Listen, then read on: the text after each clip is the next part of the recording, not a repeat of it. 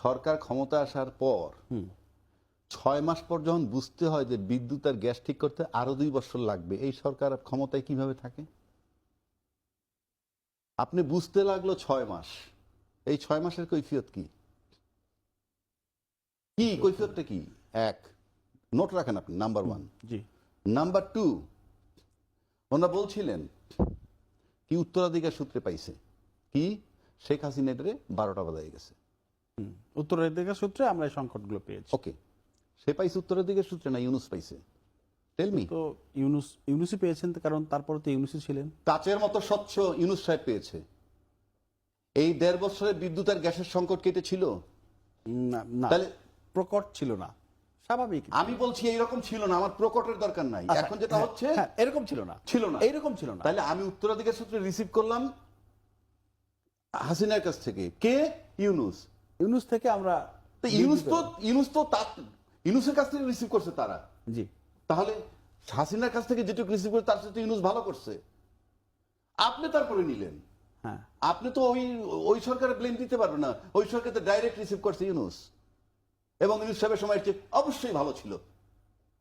ইউনুস সাহেব আমার বাপ খালু না।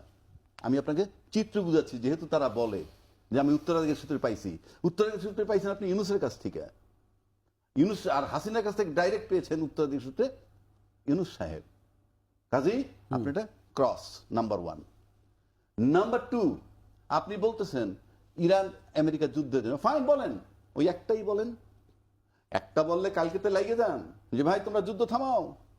কই স্টেটমেন্ট, কই বক্তব্য, কই? আপনার বক্তব্য কিছু আসে যায় না। জনগণকে যেমন আপনি পাত্তা দেন না, বিশ্বে আপনার পাত্তা নাই।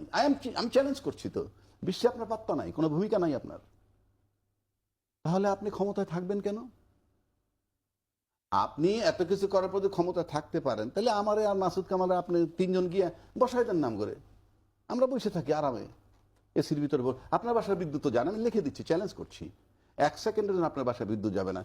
ঢাকায় যখন লোডশেডিং হয়, মন্ত্রীপাড়ায় লোডশেডিং হোক, will not raise any question.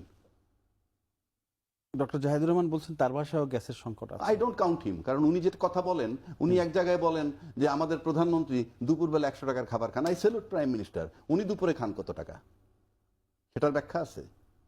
আমাদের প্রধানমন্ত্রী সাদা শার্ট পরে চলেন, সিম্পল লাইক এনিথিং, ওকে।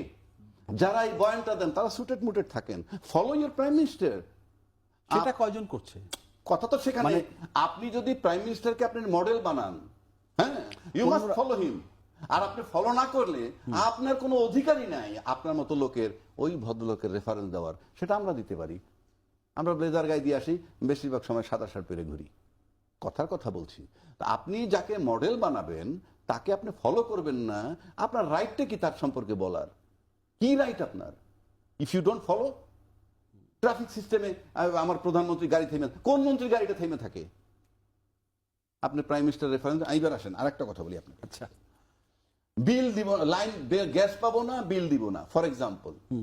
আপনি রংবাজি কি করতে পারবেন? আমার লাইনটা কেটে দিবেন।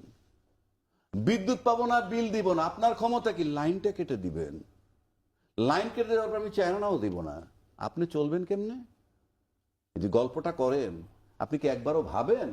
মনে করেন মাসুদ কামাল বিল দিতে পারে না, রাজ্জাকি বিল দিতে পারে না, ফাইনালি আপনি লাইন কেটে দিলেন। লাইন কেটে ছাড়া আপনার ক্ষমতাই তো নাই, কারণ